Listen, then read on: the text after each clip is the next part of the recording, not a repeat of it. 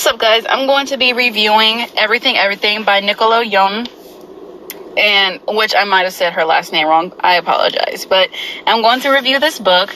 This book was a very good book. It's a young adult novel, so anybody that's like a young teen, young adult, this is a good choice.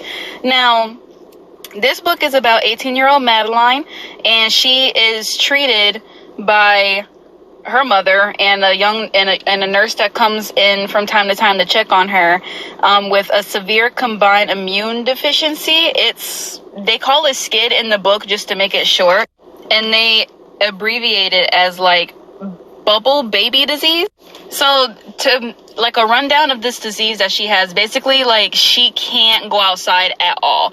So there are people, I'm sure there's people in the world that literally just cannot go outside, or they'll like have a severe allergic reaction, or their immune system will completely shut down due to just smelling freshly lawn grass, mowed grass, or just like smelling a cat, or pollen, or anything. You get stung by a mosquito and you have a really bad reaction. This is the type of disease that Madeline is dealing with. And with that being said, she only can have a very select few people that can actually come into her home and visit her, which is her mother and her teachers.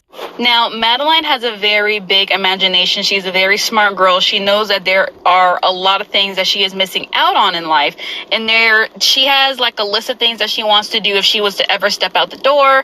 And that would be like walking on the beach, or going to a used bookstore, or going to a park, having friends. Like she just has the basic teenage dream. Now, trailing on in the book, Madeline sees that there's a guy moving next door to her, and she sees that the guy is her age. He has a sibling, and he has very combative parents. So this character that moves in next door to Madeline is called Oliver, or Ollie is what he calls himself in the book. And I'm only assuming that there hasn't been many neighbors around Madeline, so she was very fascinated with his life, what goes on, because I guess his family is very argumentative. They're loud. His father is a drunkard. He's always yelling and stuff. So I mean, that commotion would have anybody look out their window.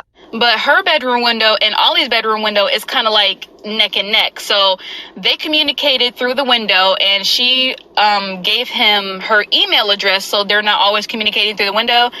So she started sending him emails. She started telling her about telling him about herself, and vice versa, just trying to get to know.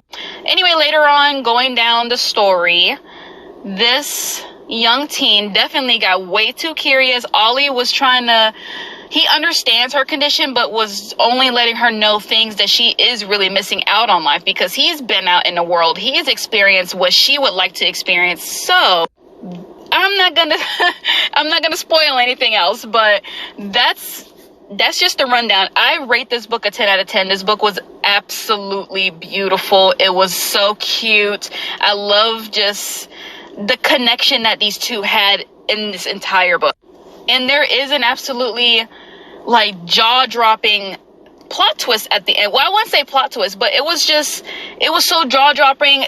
The news that was given to the readers, I was like, wow, this explains so much. But I am definitely looking forward to seeing the film. I have not seen the film yet. A lot of the books that I have has a film to it. I always love to just read the different manuscripts of just the book and the movie, just to compare and contrast, and just to actually see the visual effects from the book in movie form, and seeing what characters they chose. I'm so glad in this movie they chose Amandla Stenberg. I love her. She's ruined Hunger Games. She's on The Hate You Give.